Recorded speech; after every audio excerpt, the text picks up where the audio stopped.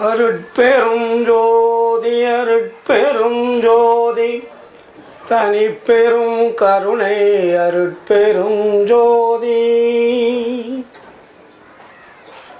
நினைந்து நினைந்து உணர்ந்து உணர்ந்து நினைந்து நினைந்து உணர்ந்து உணர்ந்து நெகிழ்ந்து நெகிழ்ந்து அன்பே நிறைந்து நிறைந்து ஊற்றெழும் கண்ணீரதனால் உடம்பு நனைந்து நனைந்து ஊற்றெழும் கண்ணீரதனால் உடம்பு நனைந்து நனைந்து அருளமுதே நன்னிதியே ஞான நடத்தரசே என்னுரிமை நாயகனே என்று என்னுரிமை நாயகனே என்று வனைந்து வனைந்து ஏத்துதும் நாம் வம்மின் உலகியலி மரணமிலா பெருவாழ்வில் வாழ்ந்திடலாம் கண்டி புனைந்துரையேன் பொய் புகழேன் சத்தியம் சொல்கின்றேன் பொற்சபையில் சிற்சபையில் புகும் தருணம் இதுவே புகும் தருணம் இதுவே புகும் தருணம் இதுவே அருட்பெரும் ஜோதி அருட்பெரும் ஜோதி தனிப்பெரும் கருணை அருட்பெரும் ஜோதி. ஆன்மநேய ஒருமைப்பாட்டு உரிமையுடைய சகோதர சகோதரிகள் அனைவருக்கும் முதற்கண் நன்றி கலந்த வணக்கத்தையும் வாழ்த்துக்களையும் தெரிவித்துக் கொள்கிறேன். சென்னை மாநகரத்திலே வேளச்சேரி என்ற இடத்தில் வள்ளல் பெருமானுடைய கொள்கைகளை சிறமேற்கொண்டு அவர் இட்ட பணிகளை சிறப்பாக செய்து கொண்டு வரும் அத்தனை ஜீவகாருண்ய அன்பு உள்ளங்களுக்கும் மீண்டும் நன்றியும் வாழ்த்துக்களையும் தெரிவித்துக் கொள்கிறேன். இங்கே தீபம் அறக்கட்டளை என்ற பெயரில் சுமார் 8 ஆண்டுகளாக வள்ளலார் சொல்லிய ஜீவகாருண்யத்தின் முக்கியமாகிய பசி, பிணி, தாகம், இச்சை, எளிமை, பயம், கொலை, இது ஒரு மனிதர்களுக்கு ஏற்படக்கூடிய துன்பங்களினுடைய செயல்பாடுகள். இதிலே இவர்கள் 3 கொள்கைகளை சிறமேற்கொண்டு செய்து கொண்டு வருகிறார்கள். ஒன்று பசிப்பிணி, இன்னொன்று இச்சை, இன்னொன்று எளிமை. பசிப்பிணியை சென்னை மாநகரத்திலே அவர்களால் முடிந்த அளவிற்கு நடமாடும் தர்மசாலையாகவும் இங்கே வருபவர்களுக்கு அன்னமும் பாலித்து கொண்டிருக்கிறார்கள். அதற்கு அடுத்தபடியாக ஏழை எளிய மாணவர்களுக்கு கல்வி ஊக்கத்தொகை, அதற்கு பிறகு ஏழை எளிய மக்களுக்கு உணவு வசதிகள், பொருட்கள் கொடுத்து உதவி வருகிறார்கள். இதையெல்லாம் வள்ளலாருடைய பட்டியலிட்டிலே 3 இவர்கள் கையில் எடுத்திருக்கிறார்கள். தமிழ்நாட்டில் உள்ள சன்மார்க்க சங்கங்கள் பசிப்பிணியை மட்டும் கையில் எடுத்திருக்கிறார்கள். இவர்கள் 3 விதமான கொள்கைகளை எடுத்திருக்கிறார்கள். இன்னும் அதிலே 4 விதமான சட்டதிட்டங்கள் வள்ளலார் வகுத்து தந்திருக்கிறார்கள். மனிதனுக்கு ஏற்படக்கூடிய துன்பங்களிலே முதலாவதாக பசி, பிணி, தாகம், இச்சை, எளிமை, கொலை. இதிலே முதலாவதாக நாம் எடுத்துக்கொண்டிருப்பது பசி. ஏனென்றால் பசி இல்லை என்றால் இந்த உலகம் இல்லை. பசி இல்லை என்றால் உயிர்கள் இல்லை. பசி இல்லை என்றால் இந்த அண்டமே இல்லை.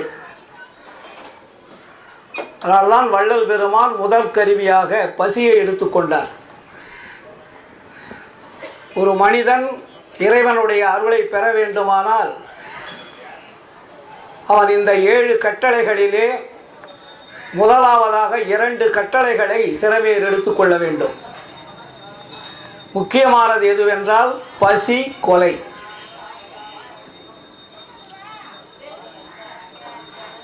மற்ற ஞானிகளெல்லாம் சொல்லாத, மற்ற ஞானிகள் விவரிக்க முடியாத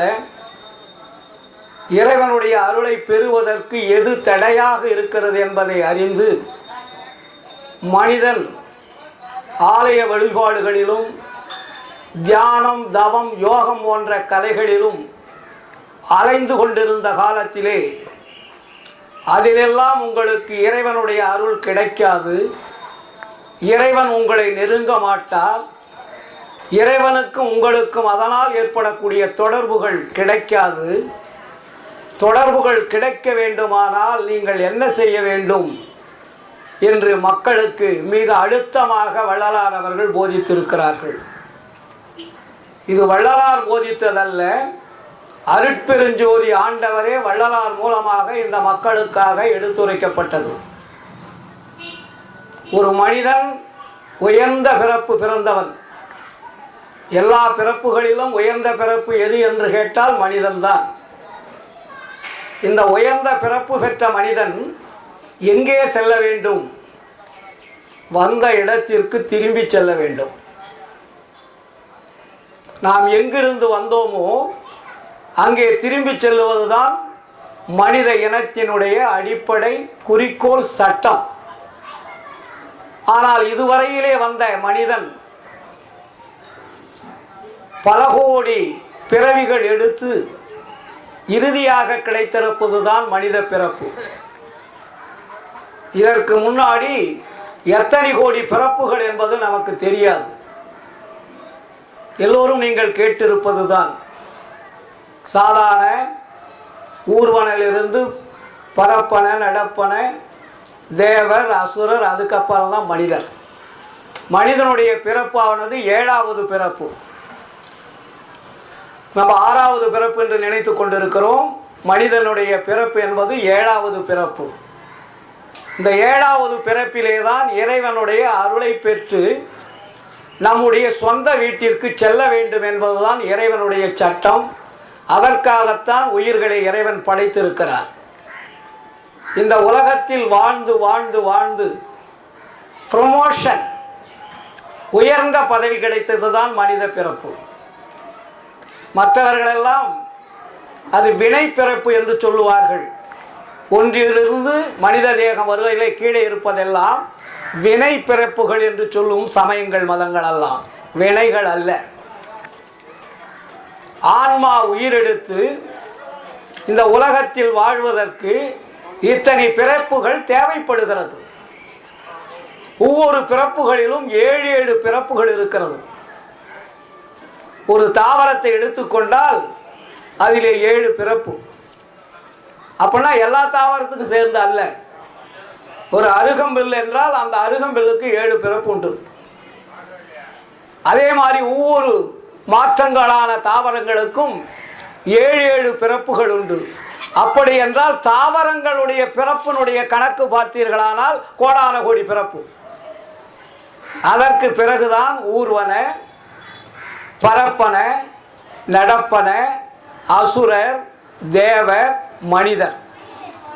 அப்ப மனிதனுடைய பிறப்பு எதற்காக உயர்ந்த பிறப்பு என்று சொன்னார்கள் என்றால், மனிதன் எல்லா வகையும் தெரிந்து இறைவன் யார் என்பதையும் தெரிந்து இறைவனிடத்திலே அருளை பெறுவது எப்படி என்பதையும் தெரிந்து அந்த அருளை பெற்று நம்மை படைத்த தந்தையார் தாயார் என்பதை தெரிந்து இறுதியிலே வந்த இடத்திற்கு திரும்பி செல்ல வேண்டுவதுதான் மனித பிறப்பு. இந்த பிறப்பை நாம் முழுமையாக பெற்றிருக்கிறோமா என்றால் இல்லை. பல கோடி ஆண்டுகளாக இந்த சமுதாயத்திலே வந்த ஆன்மீக சிந்தனையாளர்கள் மனிதனுடைய வாழ்க்கை முறையை முறையாக சரியாக வகுத்து தரவில்லை. அது யாராக இருந்தாலும் சரி. அதனால்தான் வள்ளலார் இந்த உலகத்திற்கு இறைவனால் அனுப்பப்பட்டவர். இந்த உலகத்தில் பல கோடி ஆண்டுகளாக ஆன்மாக்களை அனுப்பி கொண்டே இருக்கிறேன். அது பிறந்து பிறந்து இறந்து இறந்து வாழ்ந்து கொண்டே இருக்கிறது. இதுவரையிலே ஒரு ஆன்மா கூட திரும்பி வரவில்லை. திரும்பி வராததற்கு என்ன காரணம்? மனிதனுக்கு உயர்ந்த அறிவுள்ள மனிதன் உயர்ந்த அறிவுள்ள செயல்பாடு இல்லாமல் தாழ்ந்த அறிவுள்ள மனிதனாகவே வாழ்ந்து வந்து விட்டான்.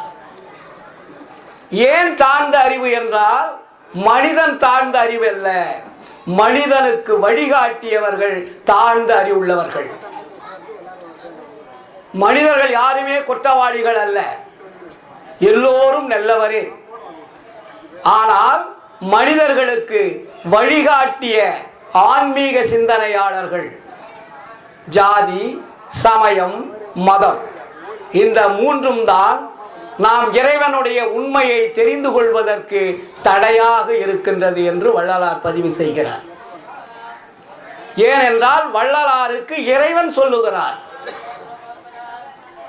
இறைவன் பார்க்கிறார், இந்த உலகத்தை படைத்து அண்டங்களை படைத்து உயிர்களை படைத்து பொருள்களை படைத்து எல்லா வசதிகளையும் கொடுத்து இந்த ஆன்மாக்கள் வாழ்ந்து இறுதியிலே அதனுடைய வாழ்க்கையை நிறைவு பெற்று திருவருளை பெற்று மறுபடியும் நம் இடத்திற்கு வர வேண்டும் என்றதுதானே அனுப்பினோம். ஆனால் இதுவரையில் ஒரு ஆன்மா கூட வரவில்லையே. சொல்லுவார்கள், அவர்கள் சென்றார்கள் இவர்கள் சென்றார்கள் என்று. எவருமே செல்லவில்லை, எல்லாமே கீழ்நிலையில் தான் இருக்காங்க. ஒரு நபர் கூட இறைவனுடைய உண்மையான அருட்பெருஞ்சோதி ஆண்டவர் யார் என்பதே தெரியாது. உங்களுக்கு எப்படி போவாங்க? உண்மையான இறைவன் தெரிந்திருந்தால் கூட அவர்கள் போவதற்கு ஒரு வாய்ப்பு இருக்கிறது. இதுவரையே கடவுளையே மறைத்து விட்டார்கள். கடவுளுடைய உண்மையை இதுவரையில் எந்த ஞானிகளும் எந்த சித்தர்களும் எந்த யோகிகளும் கண்டவர் இல்லை.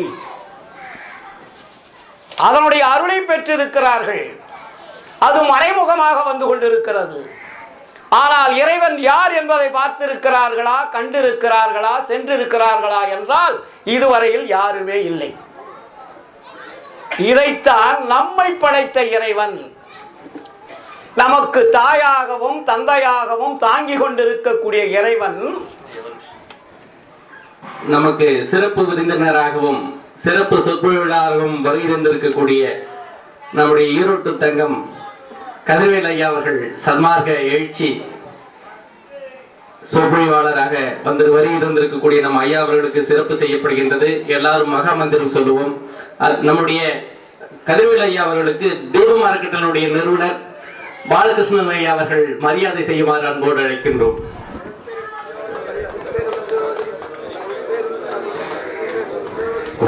அருட்பெருஞ்சோதி அருட்பெருஞ்சோதி தனிப்பெரும் கருணை அருட்பெருஞ்சோதி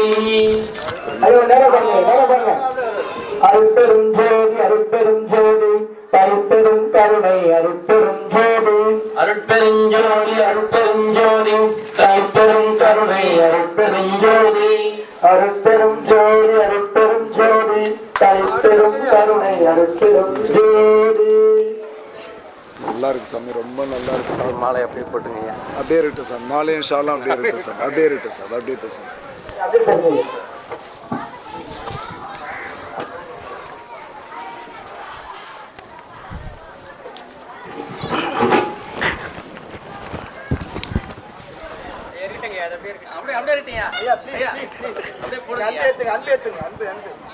தனி சிறப்பு. இது அழகா இருக்கீங்க.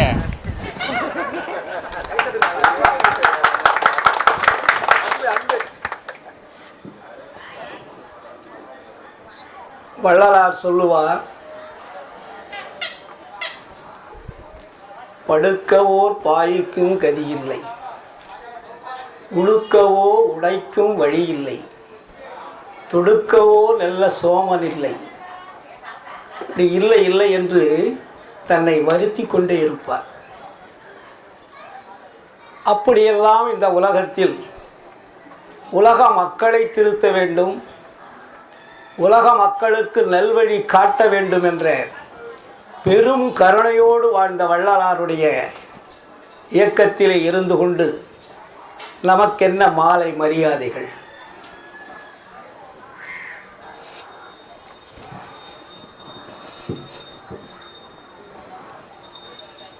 நான் சொல்லுவதுண்டு, சுமார் 40 ஆண்டுகளாக என்னுடைய பெயருக்கு பின்னாடி எந்த பட்டமும் போடக்கூடாது, என்னுடைய போட்டோ கூட வரக்கூடாதுன்னு சொன்னேன். ஆனால் நமதுடைய ஆன்மநேயர் பாலகிருஷ்ணன் அவர்கள் இங்கே தட்டிலே என்னுடைய போட்டோவை போட்டிருக்கிறார். அவர் என் மேல் வைத்திருக்கக்கூடிய அளவில்லாத அன்பின் காரணமாக செய்தார். இங்கு வந்த பிறகுதான் எனக்கு தெரிந்தது.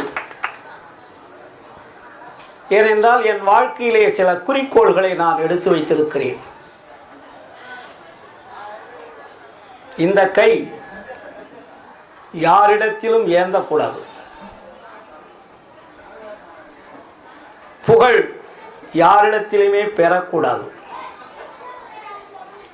சன்மார்க்கத்தினுடைய வள்ளலாருடைய கொள்கைகளை, இறைவனுடைய பெருமையும் புகழையும் பேசுவதற்கு ஒரு சிறு துரும்பு கூட மற்றவரிடத்தில் வாங்கக்கூடாது என்பதை நான் மிகவும் குறிக்கோளாக வைத்திருக்கிறேன்.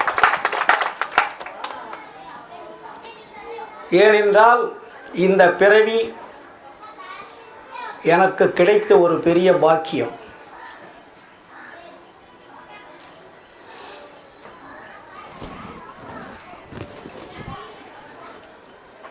நான் ஒன்றும் பெரிய அறிவாளி அல்ல, பெரிய ஒரு படிப்பாளி அல்ல, கல்லூரிக்கு சென்றவன் அல்ல, இலக்கண இலக்கியம் தெரிந்தவன் அல்ல. வள்ளலாருடைய திருவருட்பாவை நான் கையில் எடுத்துவிட்ட பிறகு எனக்கு கிடைத்த பாக்கியம் கொஞ்ச நஞ்சமல்ல, சொல்வதற்கு வார்த்தைகள் கிடையாது. வள்ளலார் சொல்லுகிறார்,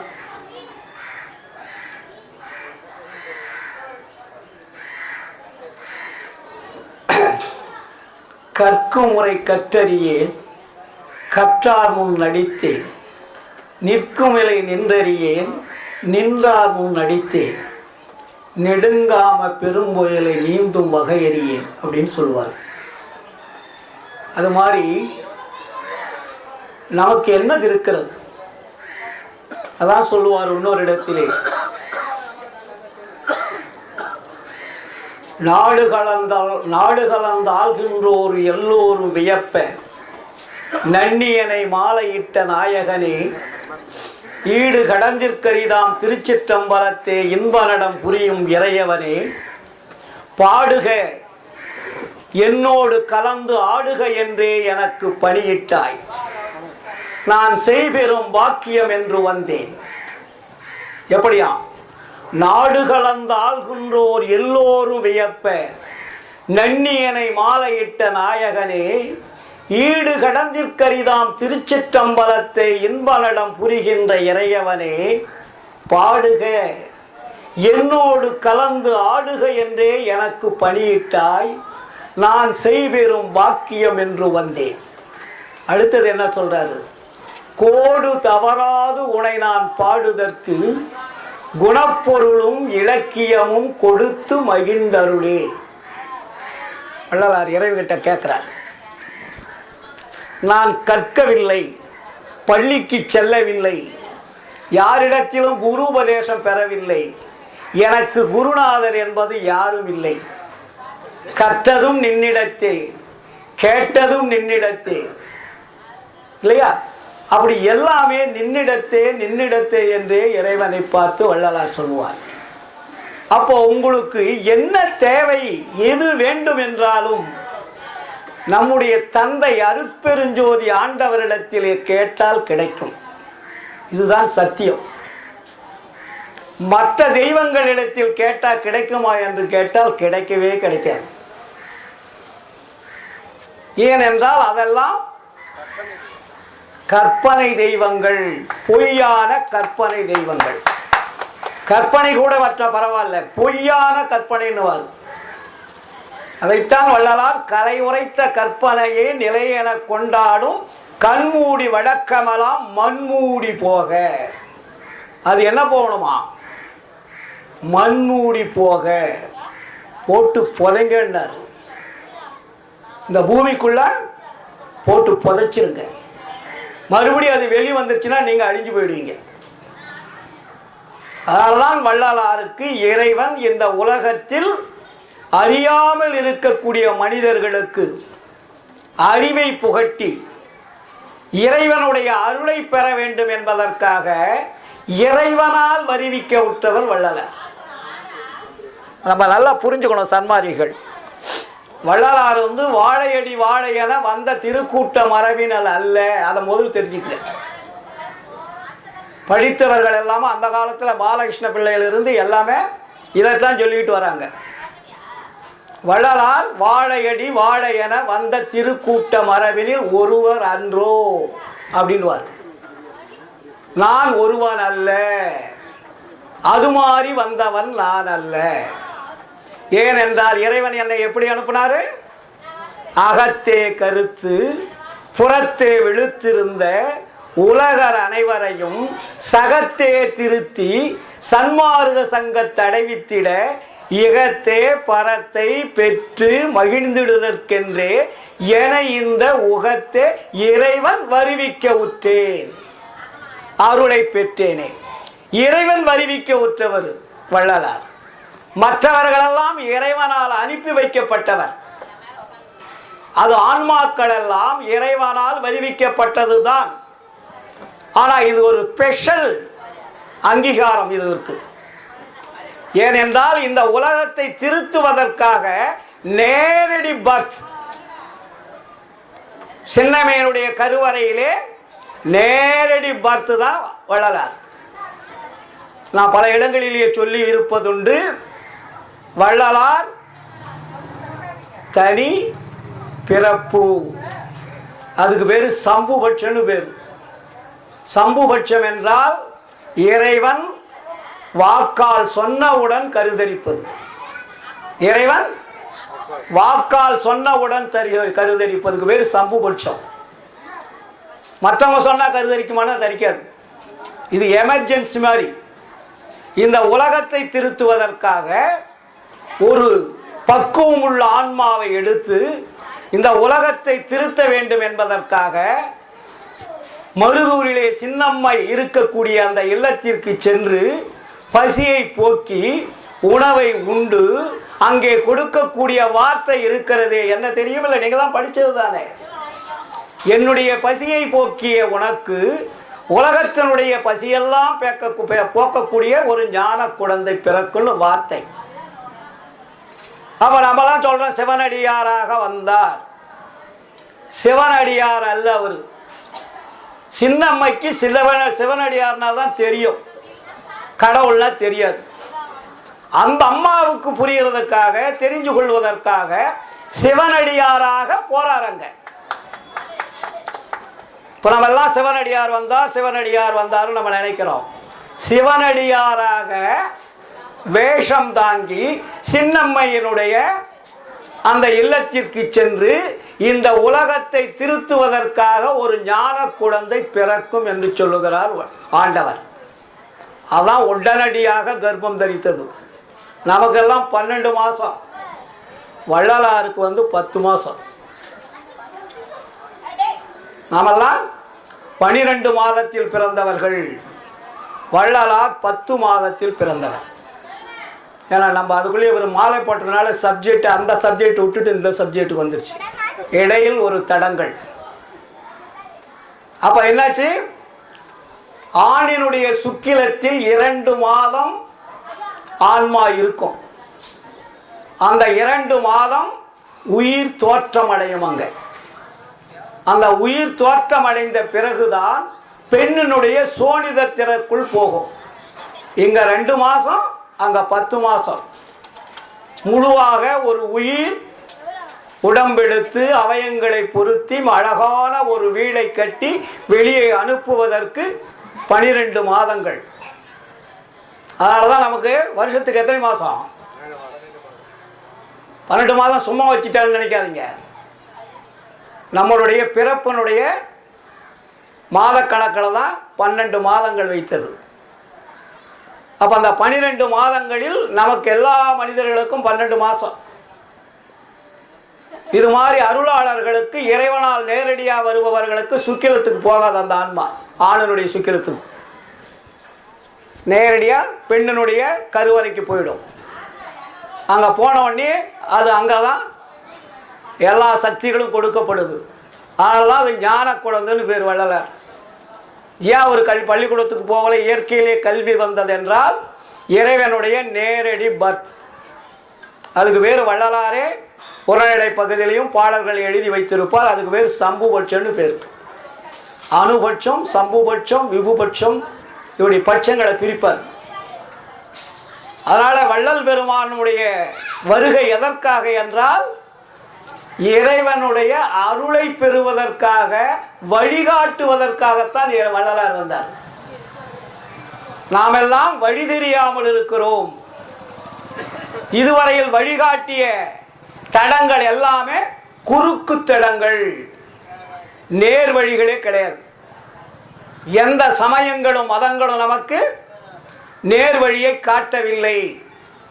ஆதலால் ஜாதி சமய மதங்கள் பொய்ன்னு வள்ளலார் அதான் சொன்னார். ஜாதியும் மதமும் சமயமும் பொய்யென ஆதியில் உணர்த்திய அருட்பெருஞ்சோதி. ஏன் அதை அவர் பொய்ன்னு சொல்லணும்? ஜாதி சமய மதங்கள் இன்னைக்கு எத்தனையோ ஆட்சியாளர்கள், விஞ்ஞானிகள், அறிவியல் வல்லுநர்கள், இவர்களால் ஜாதியை போக்கிவிட முடியுமா? சமயத்தை போக்கிவிட முடியுமா? மதத்தை போக்கிவிட முடியுமா என்றால் எக்காலத்திலுமே முடியாது.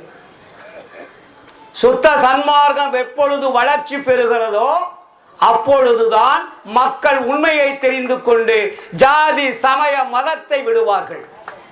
அதுவரையில் விடுறதுக்கு சான்ஸே கிடையாது. ஏனென்றால் இவ் உலகத்தை ஆண்டு கொண்டிருப்பது எது என்று நினைக்கிறீர்கள்? மதங்கள் தான் ஆண்டு கொண்டிருக்கிறது. எல்லா நாடுகளிலுமே ஆண்டு கொண்டிருப்பது மனிதர்கள் அல்ல, மதங்கள். மதங்கள் காட்டிய வழியில்தான் இந்த உலகம், இந்த நாடு இயங்கிக் கொண்டிருப்பது என்பதை மறந்து விடாதீர்கள். அதனால்தான் வள்ளலார் சொன்னார், எவ்வகை சார் மதங்களிலே பொய்வகை சாத்திரங்கள் எடுத்துரைத்தேன். எமது தெய்வம் என்றே கைவகையே கதறுகின்றீர், தெய்வம் ஒன்றென்றீர். கரிபிடித்த கலகமிட்ட பெரியரினும் பெரியீர், ஐவகைய பூத உடம்பு அழிந்திடில் என் புரிவீர். அழிவுடம்பை அழியாமையாக்கும் வகையறியீர். உய்வகையன் தனித்தந்தை வருகின்ற தருணம் இது, உற்றறிவின் உற்றிடுவீர் உண்மை உரைத்தேனே. உங்கள் ஜாதி சமய மதங்கள் அருளை காட்டிடுமா? அருளை காட்டுவதற்கு அதற்கு சக்தி இருக்கிறதா? ஆற்றல் இருக்கிறதா? அதுகளே அருள் பெறாமல் மாண்டு போய்விட்டார்கள். எத்தனை மதவாதிகள், எத்தனை சமயவாதிகள் இந்த நாட்டிலே அழிந்து கொண்டிருக்கிறார்கள், மாண்டு கொண்டிருக்கிறார்கள். அருளாளர் என்றால் அழியக்கூடாது, அருளாளருக்கு மரணம் வரக்கூடாது. அவர்கள் என்ன நினைத்தார்கள்? ஆன்மா அழியாது, உடம்பு அழிந்து விடும் என்பதை கண்டார்களே தவிர உண்மையை காணவில்லை. வள்ளலார் வந்துதான் சொல்லுகிறார், ஆன்மாவும் அழியக்கூடாது, உயிரும் அழியக்கூடாது, உடம்பும் அழியக்கூடாது. அருள் பெற்றால் மூன்றும் மாற்றம் அடைய வேண்டும். உடம்பு மண்ணுக்கோ தீக்கோ இரையாக கூடாது. நீ செத்துட்டினா மறுபடியும் பிறப்பு உண்டு. அப்போ இதுவரையில் செத்தவர்கள் எத்தனை கோடி ஞானிகள், எத்தனை கோடி அருளாளர்கள், எத்தனை கோடி சித்தர்கள், கணக்கில் அடங்காது. இதைத்தான் வள்ளலார் நமக்கு தெளிவுபடுத்துகிறார். ஏ மனிதர்களே, நான் சும்மா விளையாட்டாக இந்த உலகத்தில் வரவில்லை, உங்களையெல்லாம் திருத்துவதற்காகத்தான் நான் வந்திருக்கிறேன். நான் வரவில்லை, நம்முடைய தந்தை அருட்பெருஞ்சோதி ஆண்டவர் தான் என்னை வர வைத்திருக்கிறார். ஏன் வர வைத்திருக்கிறார்? நீங்கள் எல்லாம் மாண்டு கொண்டிருக்கிறீர்கள், உண்மையான கடவுள் யார் என்று தெரியாமல் இருக்கிறீர்கள், கடவுளை வெளியிலே தேடிக்கொண்டிருக்கிறீர்கள். கடவுள் எங்கே இருக்கிறார் என்று கேட்டால் பதில் சொல்ல தெரியாமல் விழிக்கின்றீர்கள். இதையெல்லாம் தெரியப்படுத்தி உண்மையான வழியை காட்டுவதற்காகத்தான் இறைவன் என்னை இந்த உலகத்திற்கு அனுப்பி வைத்தார், இல்லையா? இன்னொரு இடத்திலே சொல்லுவார்கள், பேருற்ற உலகில் ஒரு சமய மத நெறியலாம், பேய் விழிப்புற்ற பிச்சு பிள்ளை விளையாட்டென்று உணர்ந்திடாது. உயிர்கள் பலவேதமுற்று அங்கும் இங்கும் போருற்று இறந்து வீண் போயினர். இன்னும் வீண் போகாதபடி விரைந்தேன். என்ன காட்டணுமா? புனிதமுறு சுத்த சன்மார்க்க நெறிகாட்டி. அங்க என்ன கொடுக்கணும்? மெய்ப்பொருளை நன்குணர்த்தி இங்கதான் வைக்கிறாரு. சுத்த சன்மார்க்கத்தை காட்டுவதற்கு என்ன தேவை? காட்டினால் அங்க என்ன இருக்கணும்? மெய்ப்பொருள். அப்ப இதுவரையில் இருந்த பொருள்கள் எல்லாம் ஆப்போசிட் என்ன? பொய்ப்பொருள். ஆனால்தான் மெய்ப்பொருளை நன்குணர்த்தி எல்லோரும் ஏறுற்ற சுகநிலை அடைந்திட புரித நீராக சொல்ல முடியும், வேற எவனும் சொல்லல. ஏன்? என் பிள்ளை ஆதலாலே இவ்வேலை புரிக என்றிட்டன. ஏன் இந்த வேலையை நான் உங்கள்கிட்ட கொடுக்கிறேன்னா, நீதான் என்னுடைய மகன், சொல்வதை செய்யக்கூடிய தில் உள்ளவன், தைரியம் உள்ளவன், பயப்படாதவன், அஞ்சாதவன், எதற்கும் அசராதவன், முழுமையான அருளை பெறக்கூடிய தகுதி உள்ளவன். உன்னை யாரும் அசைக்க முடியாது, நெருங்க முடியாது.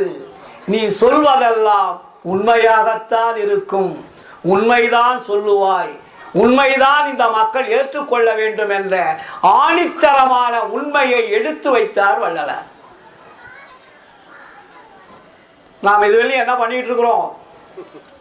கேள்வி கேட்குறாங்க. நாட்டில் தினமும் வாட்ஸ்அப்பில், ஃபேஸ்புக்கில், ஃபோனில் வந்துக்கிட்டே இருக்கு. வள்ளலார் சித்தி பெற்று எத்தனை ஆண்டுகளாகிறது? 150 ஆண்டுகளாகிறது.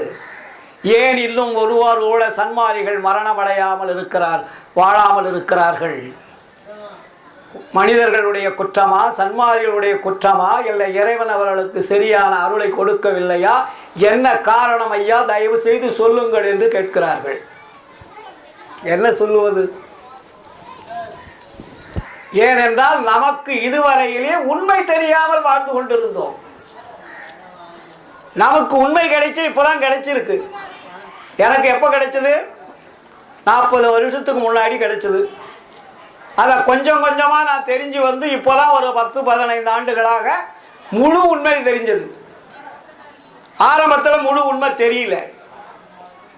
அதில் ஊன்றி அதிலேயே இரவு பகலாக தோய்ந்து கருணையை கையில் எடுத்து ஜீவகாருண்யத்தை கையில் எடுத்து மற்ற உயிர்களுக்கு உபகாரம் செய்து அதில் பழகி பழகி பழகி பழகி வருகின்ற பொழுதுதான் விசாரம் என்ன என்பதே புரிந்தது.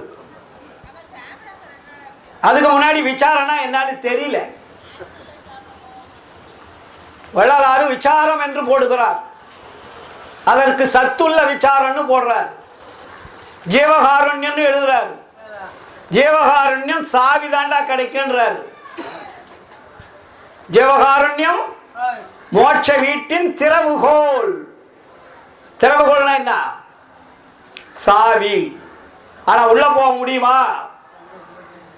சாவி கையில் இருக்கு, பூட்டு திறக்கணுமே, லாக் பண்ணி இருக்கு, தொங்கிக்கிட்டு இருக்குது. சாவி வாங்கிட்டீங்க, திறக்கிறதுக்கு வழி இல்லை, திறந்தா திறக்க மாட்டேங்குது. அப்ப என்ன இல்லைங்க? விசாரம் இல்லை. ஆண்டவர் யார் என்பதை நீங்கள் தெரிந்து கொள்ளவில்லை. ஆண்டவனுடைய அந்த எல்லைக்குள் செல்வதற்குண்டான அருள் இல்லை. அப்போ அருளை பெறுவதற்கு ஒரு பகுதியை சம்பாதித்திருக்கிறீர்கள், இன்னொரு பகுதியை சம்பாதிக்கவில்லை. அதனால நீங்க சாவி தான் வாங்கிட்டு இருக்கிறீங்க, உள்ள போக முடியல. சன்மார்க்கிகள் எல்லோருமே ஜீவகாருண்யத்தில் நல்ல ஈடுபாடாக இருக்கிறீர்கள். அது ஒரு ஜீவகாருண்யம் மட்டும்தான்.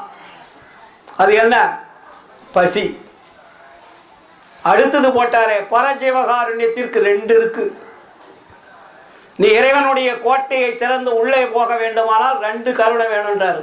பசி, பிணி, தாகம், இச்சை, எளிமை, பயம், கொலை, இல்லையா? இது 7ல 2 அவசியம் வேணும்னார். ஒன்று பசி, இன்னொன்று கொலை. கொலை செய்வதை எதையாவது தடுத்திருக்கிறீர்களா? கொலை நடப்பதை பார்த்து சென்று கொண்டிருக்கிறீர்களா? எந்த வத தந்திரத்திலாவது அந்த கொலையை நிறுத்தி இருக்கிறீர்களா? பசியை போக்கிக் கொண்டிருக்கிறீர்கள், மிக்க மகிழ்ச்சி, அது ரொம்ப முக்கியம். அடுத்தது கொலைன்றார். மற்றதெல்லாம் இச்சை, எளிமை, பயம் அதெல்லாம் தேவையில்லை. அது அவர்களே அதை முயற்சி பண்ணிக்கலாம். 2 சன்மாரிகள் கடைபிடிக்க வேண்டியது 2 ஜீவகாருண்யத்தில். அதனாலதான் அதை பிரிச்சாரு. அதுக்கு பரஜீவகாருண்யம் அபர ஜீவகாருண்யம் பிரிக்கிறார். அப்ப பரஜீவகாருண்யம் என்றால் பரத்திற்கு செல்வது, அருளை பெறக்கூடிய கோட்டையினுடைய எல்லைக்குள் செல்வது. எல்லைக்குள் செல்வதற்கு சாவி இருக்கிறது, இன்னும் முழுமை பெறவில்லை, அதனால் உள்ளே செல்ல முடியவில்லை. அப்ப முழுமை பெறுவதற்கு என்ன தேவை? நம்மால் முடிந்த உயிர்களை காப்பாற்றுவதற்கு முயற்சி செய்யணும்.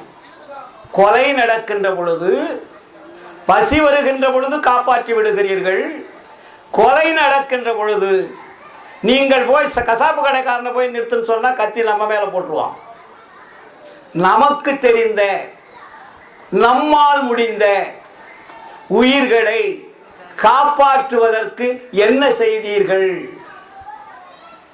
இது ஒரு கேள்வி. இரண்டாவதாக, இது ஜீவகாருண்யத்திய ஒரு பகுதி.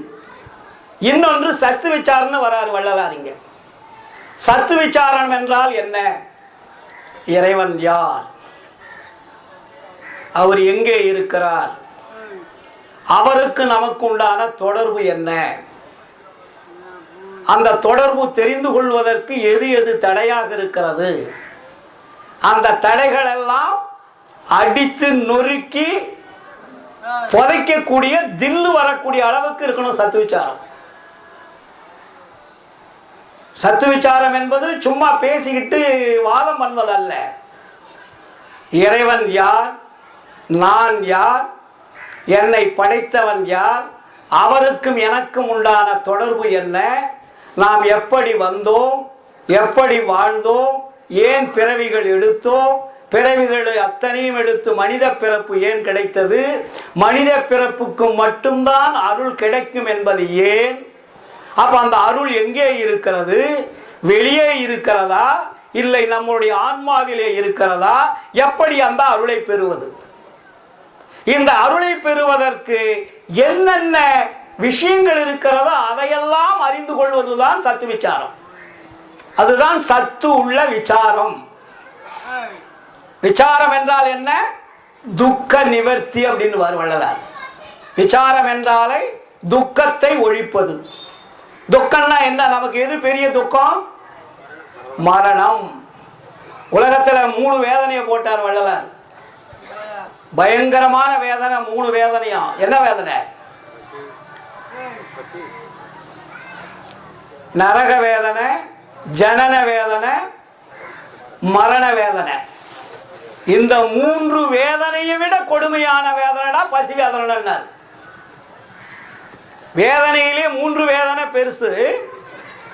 இதை கூட கொஞ்ச நேரம் தாங்கலாம். ஆனா பசி வேதனை என்பது இதை விட கொடுமையானது. அப்படின்னு பசி என்ற ஒரு கருவிக்கு இலக்கியம் கொடுத்தவர் வள்ளலார் தான். உலகத்துல எவனுமே கிடையாது. பசி என்ற ஒரு கருவி, அது உபகார கருவின்னு எழுதினார் வள்ளலார். இறைவனால் கொடுக்கப்பட்ட உபகார கருவி. பசி இல்லை என்றால் இந்த உலகத்தில் உயிர்கள் இல்லை. பசி இல்லை என்றால் உயிர்கள் இல்லை. ஆன்மாவுக்கு வேலை இல்லை, இறைவனுக்கு வேலை இல்லை, பஞ்சபூதங்களுக்கு வேலை இல்லை, கிரகங்களுக்கு வேலை இல்லை. இந்த உயிர்கள் வாழ வேண்டுவதற்கு முதற் கருவி எது என்றால் பசி. அதுக்கு பேர் உபகார கருவி. இந்த உபகார கருவி என்பது இறைவனால் கொடுக்கப்பட்டது. இறைவனால் கொடுக்கப்பட்ட கருவியை நாம் விசாரத்தினாலும் கருணையினாலும் அந்த பசி என்ற அந்த கருவியை நம்மிடம் இருந்து அகற்ற வேண்டும். நம்மிடமிருந்து அகற்ற வேண்டும். நமக்கு பசி இருக்கக்கூடாது. மற்றவர்கள் இருக்கலாம். சுத்த சன்மாரிகளுக்கு, இறைவனுடைய அருளை பெறக்கூடிய தகுதி உள்ளவர்களுக்கு பசி என்பது இருக்கக்கூடாது. அது ஆண்டவங்கிட்ட திருப்பி கொடுக்கணும்.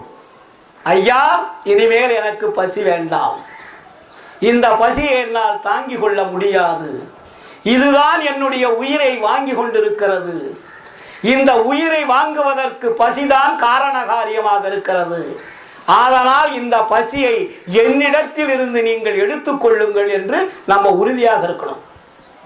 எப்ப உறுதியாக இருக்க முடியும்? வாயில் சொன்னா முடியுமா? இறைவனை இடைவிடாது நினைத்தால் பசி என்பது வராது. பசி எப்ப வராது இருக்கும்? இறைவனை இடைவிடாது நினைக்கின்ற பொழுது பசி என்ற கவனம் உங்களுக்கு வராது. அப்ப கேப் இருக்கும்போது தான் பசி என்ற கவனம் வருது. வள்ளலார் எங்கேயாவது போய் சாப்பிட்டு இருக்காரா? வரலாறு பார்த்தீங்களா? வள்ளலாரே சொல்லுவார், உற்ற தாரணையில் உலக உணர்ச்சி எனக்கு உற்ற நாள் முதலாக பெற்ற தாய் வாட்டம் உருவதற்கஞ்சி பேருணவு உண்டனன், உற்றவர் நேயர் அன்புலார் இவர்களுக்காக ஒரு பிடி உண்டனன், மற்றவை அல்லால் சுகவுணா கொள்ள என் மனம் நடுங்கியது. இந்த உணவினால் என்னுடைய உயிர் இந்த உடம்பை விட்டு பிரிந்து விடும் என்று நான் நினைத்து உணவை நான் உட்கொள்ளாமல் இருந்தேன். வள்ளலார் சொல்லுவார், சோற்றாசையோடு காம சேற்றாசைப்படுவாரை துணிந்து கொள்ள கூற்றாசைப்படும். கூற்றம் என்றால் யமன். எப்ப நீங்க சாப்பிடுறீங்களோ அப்போ உங்களுக்கு யமன் வந்தே தீர்வான். அதனால சன்மாரிகள்லாம் அருள் கிடைக்கும் அருள் கிடைக்குன்னு 3 வேளை சாப்பிட்டுக்கிட்டு இறைவன் அருளை கொடுப்பாருன்னு ஏமாந்துடாதீங்க. நம்மையே நாம் ஏமாற்றிக் கொள்வது. அதனாலதான் வள்ளலார் சொல்லுவார், ஈரமும் அன்பும் கொண்டு இன்னருள் பெற்றேன், என் மார்க்கம் இரவாத சன்மார்க்கம் தோழி, காரமும் மிகுப்புளி சாரமும் கைப்போடே உப்போடே கசப்போடே கூட்டி ஊரமுது உண்டு நீ ஒழியாதே, ஆரமுது உண்டு என்னோடு ஆடேடி பந்து அருட்பெருஞ்சோதி கண்ட ஆடேடி பந்து. நீ ஊரமுது உண்கின்றாய். ஊரமுது என்பது மலம் வருவது, வேர்வை வருவது, சிறுநீர் வருவது, அழுக்கு வருவது, 9 துவாரங்களுக்கு வேலை கொடுப்பது. உடம்புல எத்தனை துவாரங்கள் இருக்கிறது? 9 துவாரங்களும் லாக் ஆகணும். 9 துவாரங்களுக்கு வேலை கொடுக்க கூடாது.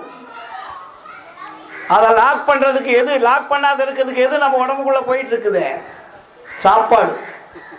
சாப்பாடு போகின்ற வரையிலும் இந்த 9 துவாரங்கள் வேலை செய்து கொண்டே இருக்கும். இந்த 9 துவாரத்தை அடக்குவதற்கு பயிற்சி வேணும். அடக்குவதென்றால் தியானம் செய்வதோ, யோகம் செய்வதோ, தவம் செய்வதோ அல்ல, மூச்சு பயிற்சி ஏற்றுவதோ அல்ல, குண்டலியை ஏற்றுவதோ அல்ல. இதெல்லாம் மோசடி மைத்தான்கள் வேலை. சன்மாரிகளுக்கு எந்த பயிற்சியும் வேண்டாம். இறைவனை நினைப்பதே குறிக்கோளாக இருக்கணும். அந்த யார் அந்த இறைவன் என்பதை நினைப்பதில் குறிக்கோளாக இருக்கணும். இல்லையா? வள்ளலார் என்ன சொல்றாரு? இப்ப பாண்டார காலையில ஒருத்தர் சாதாரண பாட்டு தானே. அருஜோதி தெய்வம் என ஆண்டு கொண்ட தெய்வம். யாரை ஆண்டு கொண்டு இருக்கிறது? தினமும் படிக்கிறீங்க, சாதாரணமா படிக்கிற பாடல் தானே. அது உள்ள என்ன அர்த்தம் இருக்குதுன்னு பாத்தீங்களா? அருஜோதி தெய்வம் என ஆண்டு கொண்ட தெய்வம், அம்பலத்தை ஆடுகின்ற ஆனந்த தெய்வம், பொருட்சாரும் அறைகளெல்லாம் போற்றுகின்ற தெய்வம், போதாந்த தெய்வம், உயர் நாதாந்த தெய்வம். அது என்ன பண்ணுதான்? இருட்பாடு நீக்கி ஒளி ஈந்தருளும் தெய்வம். உங்களுடைய இருட்பாடுகள், குற்றம் குறைகள், அறியாமைகள் அத்தனையும் உங்களை விட்டு நீக்கக்கூடிய ஆற்றல் படைத்த தெய்வம். இருட்பாடு நீக்கி ஒளி ஈந்தருளும் தெய்வம். எண்ணிய நான் எண்ணியவாறு எமக்களிக்கும் தெய்வம். தெருட்பாடல் உவந்தனையும் சிவமாக்கும் தெய்வம். அது எங்க இருக்கு? சிற்சபையில் விளங்குகின்ற தெய்வம். அதே தெய்வம். என்ன ஸ்ட்ராங் அந்த பாடல்ல? அதான தெய்வம், வேற தெய்வம் கிடையாது. தெய்வம் அதே தெய்வம். என்ன அர்த்தம் அதுக்கு?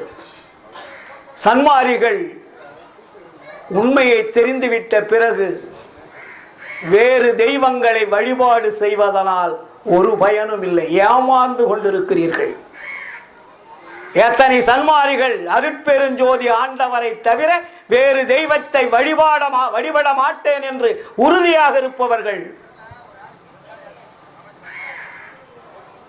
வள்ளலார் தெளிவுபடுத்துறாரே, உன்னுடைய ஆன்மாவிலே குடியிருக்கக்கூடிய ஆற்றல் அரசனாக, அம்பலத்து அரசனாக, சிற்றம்பலத்தில் செயல்படக்கூடியவனாக அருட்பெரும் ஒளி என்பது தாண்டா உன்னுடைய தலையிலே இருக்கிறது.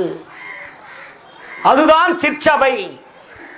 சிற்சபையிலே நடமிடக்கூடிய தெய்வம் உன்னிடத்திலே இயங்கிக் கொண்டிருக்கின்ற பொழுது நீ தெரு தெருவாய் அலைகின்றாயே, என்ன அறியாமை! ஏன்னா மற்றவர்கள் சொல்லி வச்சுட்டு போயிட்டாங்க.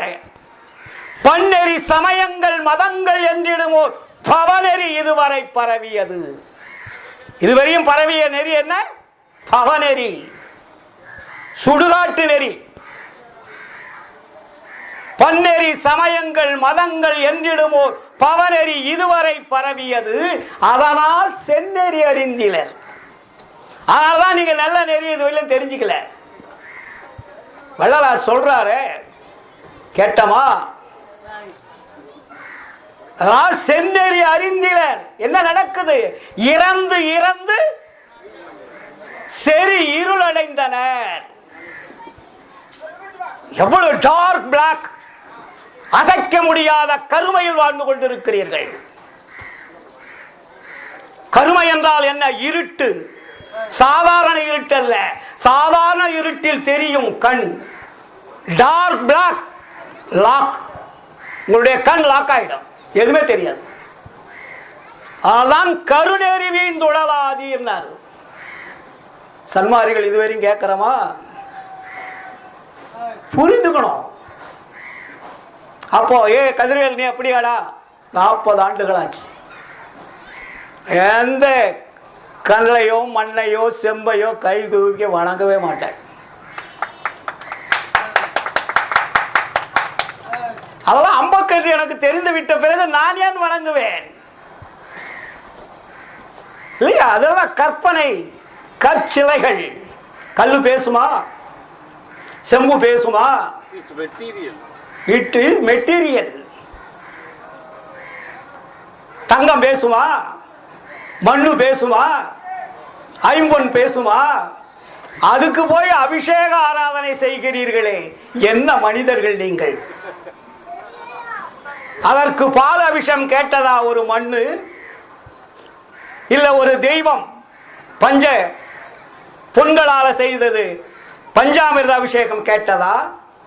பட்டினி பசி வறுமையில் வாடிக்கொண்டிருக்கக்கூடிய மக்களுடைய பசியை போக்காமல் கற்களுக்கும் செம்புக்கும் கல்லுக்கும் மண்ணுக்கும் பொருள்களை வாரி வழங்கி அபிஷேகம் என்ற போர்வையிலே அழித்துக் கொண்டிருக்கிறீர்களே மக்களே, இது என்ன நியாயம்னு கேட்டார் வள்ளலார்.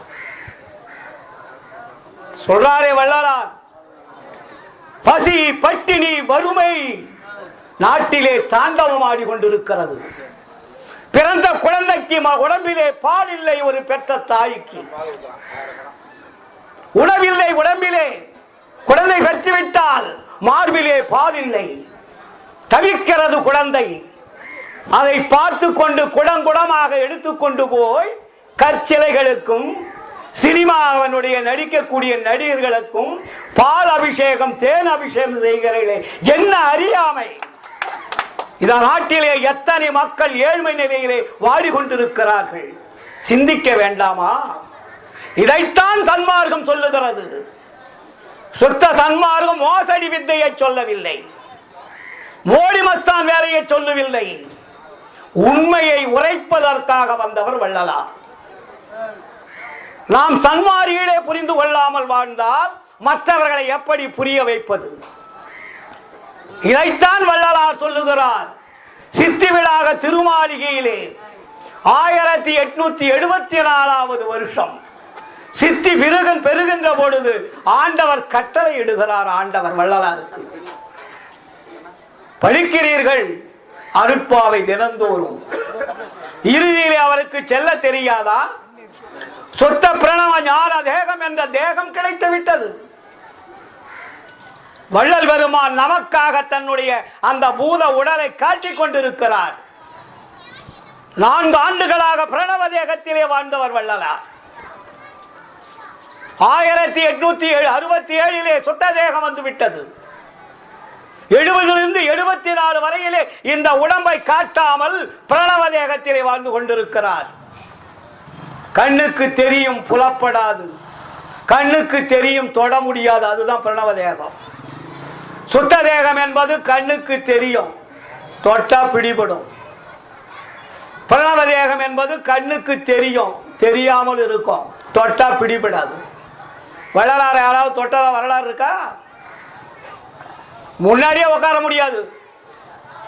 வள்ளலாருக்கு முன்னாடி உட்காந்தானா அவன் ஒளிஞ்சான். அவர் கண்ணை யாரும் நேரடியாக பார்க்க முடியாது. ஏன்னா அது ஞானக்கண், நம்மளை மாதிரி ஊனக்கண் அல்ல. அதனுடைய பவர் கோடிக்கணக்கான பிரகாசம் உடையது. ஒரு ஆன்மாவினுடைய தன்மை கோடி சூரிய பிரகாசம். அந்த பிரகாசம் தான் கண்களின் வழியாக வரும். அது முழுமையாக வரும். நமக்கெல்லாம் இப்போ கோடியில் ஒரு பகுதி தான் வருது. நம்முடைய கண்ணொளி எங்கிருந்து வருது? ஆன்மாவிலிருந்து தான் வருது. வேற எங்கேயோ கண்ணொளி வருதுன்னு நினைக்காதீங்க. கண்ணுக்கு ஒளி வருவது எங்கிருந்து? ஆன்மாவிலிருந்து. ஒரு சிறு நரம்பு, அந்த நரம்புல இருந்தா 2க்கும் வெளியே வரும். இந்த கண்ணு புறத்தோற்றத்திற்கு மட்டும்தான் பயப்படும், அருளுக்கு பயன்படாது. அருளை இந்த கண்ணு பார்க்க முடியாது. அப்படி பார்த்துச்சுனாக்கா இந்த கண்ணு இல்லை. நிறைய விஷயங்கள் இருக்குது. சத்து விசாரம்னா சாதாரண நினைச்சிடாதீங்க. அப்ப வள்ளலார் என்ன சொல்றார் கடைசியில? அருளை பெறுவதற்குண்டான முழு வழியும் காட்டினார் வள்ளலார். ஆனா நம்ம என்ன பண்றோம்? இன்னும் சமய நூல்களை சொல்லிய பிழைகளை, குற்றங்களை பிடித்து கொண்டு வள்ளலாருடைய அருட்பாவுக்கும் சமய நூலுக்கும் நம்ம ஒத்திகை பண்ணிக்கிட்டு இருக்கிறோம். வள்ளலாருடைய அருட்பா ஒரு பக்கத்தில் வச்சுக்கிறது, சமய நூலை ஒரு பக்கத்தில் வச்சுக்கிறது, ரெண்டுக்கும் ஒத்திகை பார்க்கறது. என்னங்க அறியாமை! இது இறைவன் எழுதிய நூலுங்க.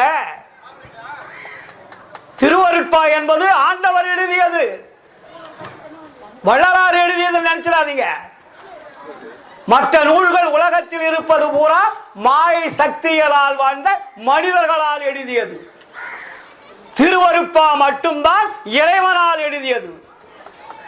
இதைத்தான் வள்ளலார் சொல்லுகிறார், நான் உரைக்கும் வார்த்தையெல்லாம் நாயகந்தன் வார்த்தை, நம்புமினோ நமரங்கால் நற்றருணம் இதுவே, வானுரைத்த மணிமன்றில் நடம்புரி எம்பெருமான் வரவெதிர்கொண்டு அவனருளால் வரங்களெல்லாம் பெறவே, தேருரைக்க உளமிலிக்க எழுகின்றேன், நீ பெறலாம் தெரிந்து அடைந்து என்னுடன் எழுமின் சித்தி பெறலாகும். ஏன் உரைத்தேன்? இரக்கத்தால் எடுத்துரைத்தேன். யான் அடையும் சுகத்தினை நீ பெறலாம் அடைதல் குறித்தேன். என்னுடைய ஆன்ம நேய உடன்பிறப்புகள் நீங்கள், நீர் வேறு நான் வேறு என்று நினைக்கவில்லை. என்னுடைய சகோதரர்கள் சம உரிமை உடையவர்கள். அறியாமையினால் அவதிப்படுகிறீர்கள். நீங்கள் அறியாமை அல்ல, உங்களை அறியாமையில் வைத்து விட்டார்கள்.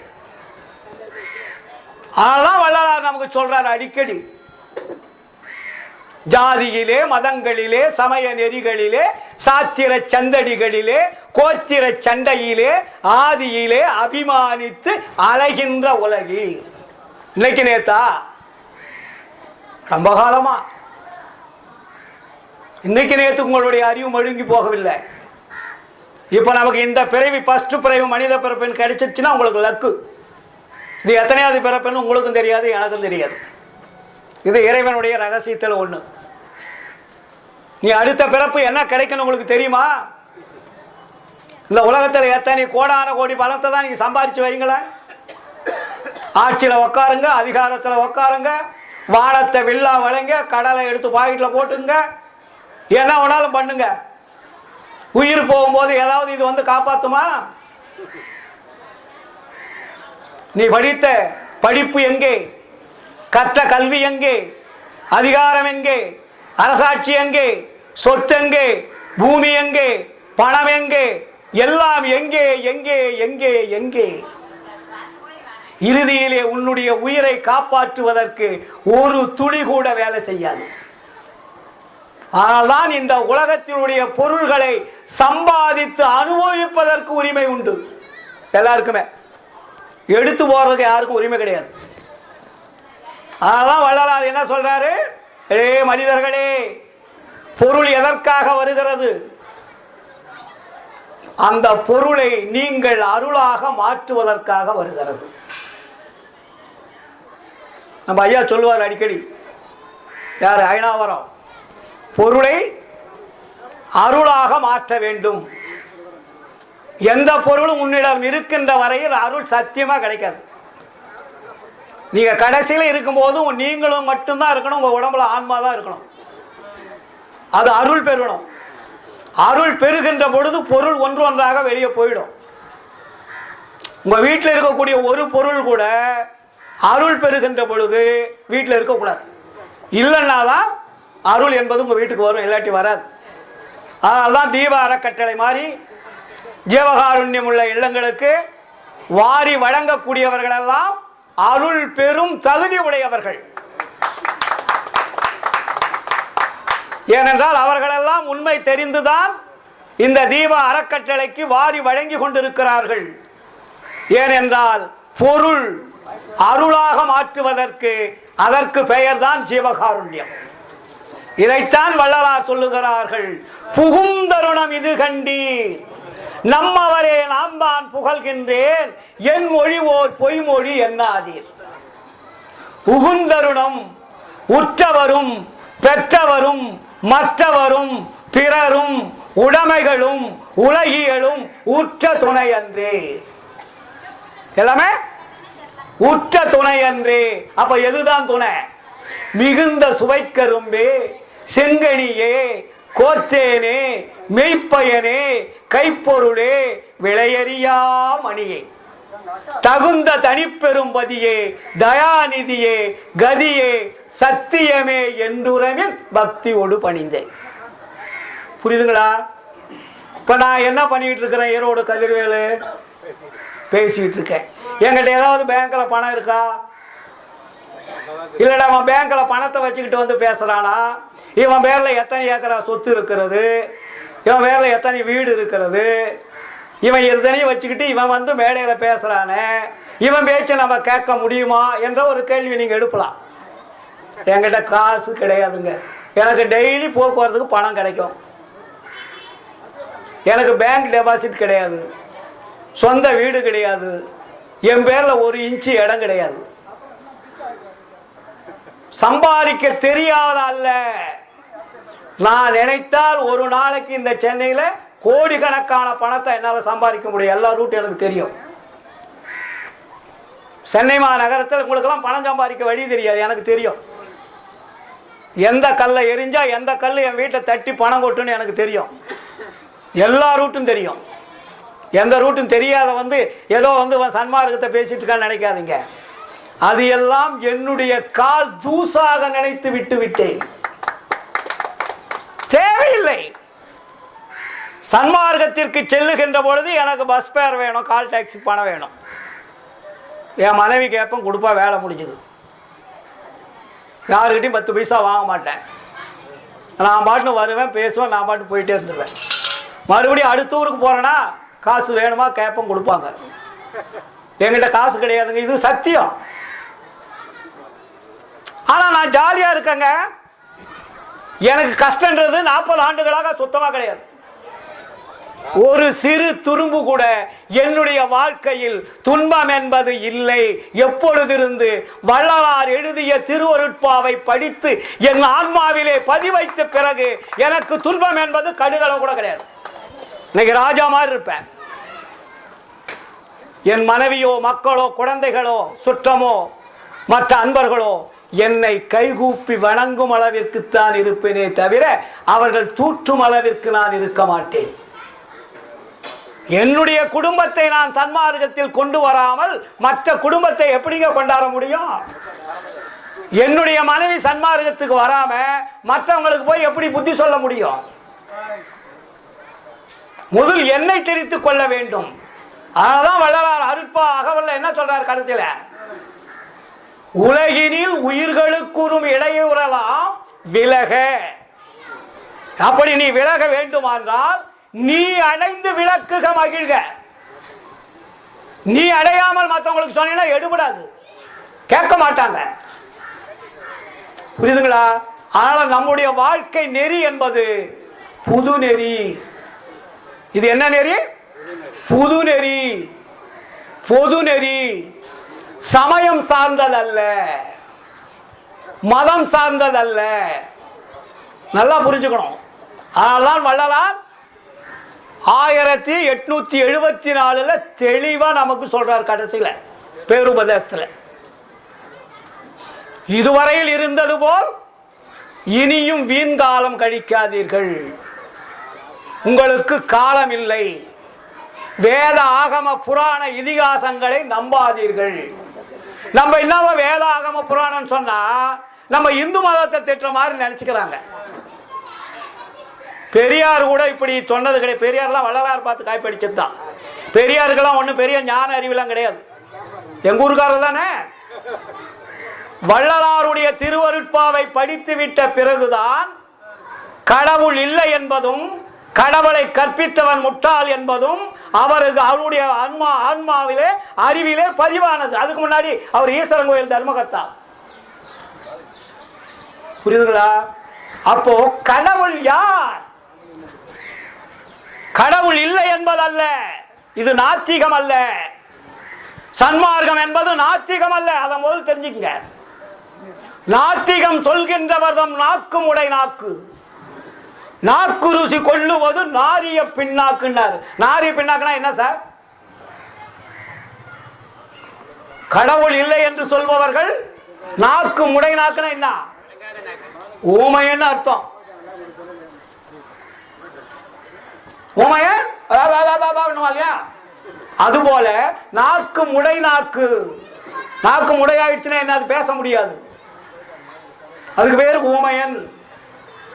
அப்போ அவங்க நாக்கு ருசி கொள்ளுவதே தான். நாத்திகம் சொல்கின்றவர்தான் நாக்கு முடை நாக்கு. அந்த நாக்கு ருசி கொள்ளுவது நாரிய பின்னாக்கு. நாரிய பின்னாக்குனா என்ன சார்? கடவுள் இல்லை என்று சொல்பவர்கள் மலம் தின்பதற்கு சமன்னார் வள்ளலார். இந்த வார்த்தை உலகத்தில் யாருமே சொல்ல முடியாது. நாரிய பின்னாக்குன்னா மலம். புரியுதுங்களா? அப்போ கடவுள் மேல் அவருக்கு அசைக்க முடியாத நம்பிக்கை உள்ளவர் வள்ளலார். மற்ற தெய்வங்கள் போல் கண்காட்டி தெய்வங்கள் அல்ல, கற்பனை தெய்வங்கள் அல்ல. இது எங்க இருக்குதான்? எங்குமாய் விளங்கக்கூடிய இட சிற்சபை. எல்லா உயிர்களும் இறைவன் இருக்கக்கூடிய இடமாக கருத வேண்டும். பருப்பெருஞ்சோதி அட்டகத்தை 8 பாடல் நீங்க படிக்கிறீங்க இல்லையா? அந்த பாடல்ல என்ன சார் புரிஞ்சுக்கிட்டீங்க? முதல் பாடல்லையே நமக்கு வள்ளலார் தெளிவுபடுத்துறார். அட்டகத்தினுடைய முதல் பாடல். அட்டகம்னா என்ன? 8. அது கூட 2 சேர்க்கணும். எல்லாம் சேர்க்கணும். உடம்பையும் உயிரையும் சேர்க்கணும். இந்த 2ஐயும் சேர்த்தா என்னாச்சு? 1. 8 2 எத்தனை? 10. 10ல் என்ன இருக்குது இலக்கம்? 1. அப்போ 8ம் 2ம் ஒன்றாக மாற்றணும். 8ஓடு 2 சேர்த்து என்னவும் அறியீர், எத்துணை கொள்கின்றீர் பித்துலகீரேன்னார். 8 2மே என்னன்னு தெரியாம இருக்கிறீங்க. அதனாலதான் அதுக்கு என்ன அர்த்தம்னா அதுக்கு விளக்கம் சொல்றாரு எங்க ஞான சரியில. உடம்புரு வகை எறியீர், உயிர் வகையை அறியீர், உடல் பருக்க உண்டு நிதம் உறங்குதற்கே அறிந்தீர், மடம்புகு பேய் மனத்தாலே மயங்குகின்றீர், மனதை வசப்படுத்தும் வழிதுறை கற்றறியீர். நல்லா கவனிக்கணும் சார். உடம்பு வந்த வழி தெரியல, உயிர் வந்த வழி தெரியல. ஆனா நம்ம என்ன பண்ணிட்டு இருக்கிறோமா? உடல் பருக்க உண்டு நிதம் உறங்குதற்கே அறிந்தீர், மடம்புகு பேய் மனத்தாலே மயங்குகின்றீர். உங்களுடைய மனம் பேய் மனம். பேய் மனத்தாலே மயங்குகின்றீர். அடுத்த வரினா மனதை வசப்படுத்தி வழிதுறை கற்றறியீர். இதெல்லாம் எவ்வளவு நமக்கு எடுத்து தெளிவா சொல்றாரு. அப்ப என்ன நம்ம புரிஞ்சுக்கிட்ட? சன்மார்க்கத்தில் இருந்துகிட்ட இன்னும் சன்மார்க்கத்தில் வரோம், அருட்பெருஞ்சோதி வழிபடுறோம், உடனே ஈஸ்வரன் கோயிலுக்கும் போறோம், பெருமா கோயிலுக்கும் போறோம், முருகன் கோயிலுக்கும் போறோம், சர்ச்சுக்கும் போறோம், மசூதிக்கும் போறோம். புரியுதுங்களா? அப்ப இது சன்மார்க்கமா என்று கேள்வி கேட்பவர்களுக்கு பதில் சொல்ல தெரியாமல் விழித்துக் கொண்டிருக்கிறீர்கள். ஒன்றெனக்கான உணர்ச்சி என்றுமோ? ஒரு கடவுள் தான் என்ற உணர்ச்சி உங்களுக்கு எப்பதான் வரப்போகுது? எப்பதான் நீங்க திருந்த போறீங்க? உயிரெல்லாம் ஒரு திருநடம் புரியும் ஒரு திரு பொது என அறிந்தேன். எல்லா உயிர்களிலும் இறைவன் இருக்கிறார் என்பதை நான் உணர்ந்துவிட்ட பிறகு கற்பனை தெய்வங்களை கைகூப்பி வணங்குவது எவ்வளவு அநாகரிகம் என்பதையே நாம் உணரவில்லை. அது பழக்கத்தினுடைய தோஷம். ஆனால் வள்ளலார் சொல்லுகிறார், குறித்து உரைக்கின்றேன். ஏ மனிதர்களே, சன்மாரிகளே, ஜீவகாருண்யம் உள்ளவர்களே, இதுவரையில் இருந்தது போல் இனியும் வீண்காலம் கழிக்காதீர்கள். சொல்லுகிறேன் கேளுங்கள். குறித்து உரைக்கின்றேன், இதனை கேள்வி இங்கே வம்பின். கோணுமன குரங்காலே நாடுகின்ற உலகில் வெறித்த உம்மால் ஒரு பயனும் வேண்டுகிறேன். எனது மெய்யுரையை பொய்யுரையாய் வேறு நினையாதி. மற்ற மாதிரி சொல்றான் என்ன நினைச்சாத. மற்றவெல்லாம் பொய் சொல்லிட்டு போயிட்டான், நான் பொய் சொல்லல. எனது மெய்யுரையை பொய்யுரையாய் வேறு நினையாதி. பொறித்தே மதம் சமயம் எல்லாம் பொய் பொய்யே அவற்றில் புகுதாதீர். அங்க போகாதீங்கப்பா. அப்ப எங்க போகணும்? செரித்திடு சிற்றவை நடத்தை தெரிந்து துதித்திடுவீன் சித்தியலாம் இத்தினமே சத்தியம் சேர்ந்திடுமே. இதை விட என்னங்க சொல்லணும்? ஏங்க சத்திய ஞான சபை கட்டினார் வள்ளலார்? கோயில்னு கட்டியிருக்கலாமே, ஆலயம்னு கட்டியிருக்கலாமே, சர்ச்சுன்னு கட்டியிருக்கலாமே, மசூதின்னு கட்டியிருக்கலாமே. ஆனா வள்ளலார் அதுக்கு என்ன பேர் வச்சாரு? சமரச சுத்த சன்மார்க்க சத்திய ஞான சபை. அப்ப எங்க என்ன இருக்குது அந்த கடவுள்கிட்ட? அங்க என்ன இருக்கிறார்? அங்க கடவுள் என்னவாக இருக்கிறாரு?